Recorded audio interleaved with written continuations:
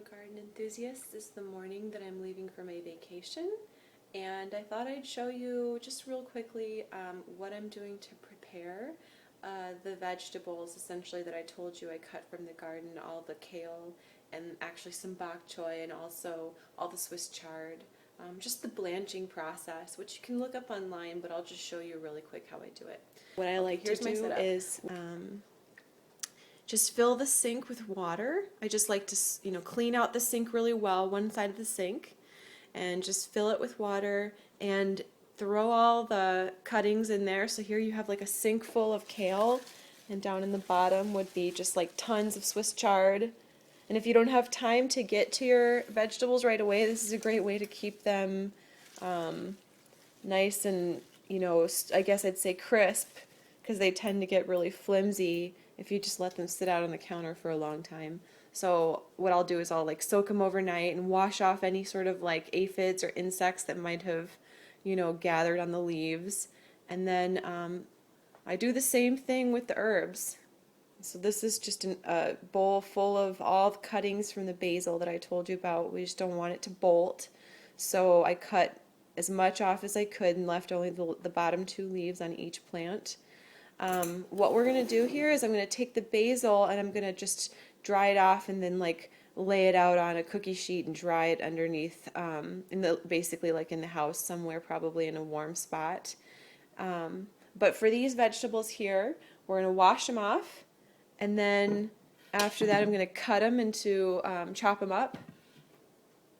And then over here, we're going to dunk them in boiling water and then strain them out of the boiling water so they'll be dunked for about 30 seconds. And then after that, I'm going to have a bowl full of ice here. This is just going to be a big bowl full of ice, and we're going to quench ice water probably, and we'll quench the vegetables or just basically bring them back to really cold temperature so they stop cooking. That retains lots of the nutrients, but this process prevents any sort of bacteria from surviving in the freezer. Believe it or not, there's bacteria that survives in the freezer on these vegetables, and that bacteria ruins all the nutrients in the vegetables. So you want to do this process for any sort of herbs or any sort of vegetables that you're freezing from your garden. Okay, so here's what basically my full assembly line looks like. Here's the fresh cut kale leaves, and then here's the pot of boiling water. I dunk it for about 30 to 40 seconds, I believe, and then I throw it in the bucket with the ice water. There's a strainer in there that basically cools it down really, really fast, and then I throw it into this last bowl here where I collect it. And then from there, I'll just separate it into smaller portion-sized freezer bags. So here's my bags of processed, not processed, but, completed blanched kale. And I basically put, on the label what it is and the date. We have a chest freezer that I'm able to preserve a lot of our vegetables that way. Like I said, I try and get all the air out of the bag, and sometimes if I'm really diligent, I'll even get a straw and kind of stick it down in the corner after you've sealed most of the bag, and you can suck most of the remaining air out, like if you don't have one of those, I forgot what they're called, but those, sealing bag machines. So this works out pretty well for me. But this is the end process for the kale. This is what it looks like, and basically I use it for throwing it into soups. If you like your kale for smoothies, this may not work out so well for you. I don't know. I've never tried it really to throw blanched kale into a smoothie.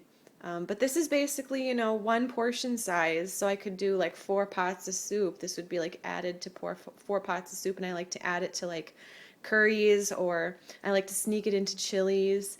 I mean, really, this doesn't have it has a really good hearty flavor when you add it to the stews. So it really adds something good. And I like to sneak it into almost every kind of stew that I make. So I stock up on kale throughout the growing season, and I use it throughout the winter. So I still have a sink full of Swiss chard to get to next, but that's going to wait till later because I got to go to work. And here's what the basil looks like in the cookie sheets. I have both purple and regular green sweet basil, and in addition I have some Thai basil in here as well. have a separate video where I went over the different types of basil that I plant in my garden. And this is how I basically preserve herbs. I will, you want to leave a little bit of space in between the herbs on the cookie sheet, because these herbs are still a little wet from washing them off, and they can get kind of moldy and mildew in a warm environment if you don't kind of just give them space to air out. So you don't want to pile it on top of each other is the point. So everything's kind of spaced out and it'll just dry out. I have it sitting here below my lights. Okay, so that's how I do the blanching process. If you have any questions, please post them below. I'm always happy to get comments and questions and do some discussion over gardening topics. Please like if you really enjoyed the video, and subscribe for more like it. So I hope you have a great day, and thanks for watching.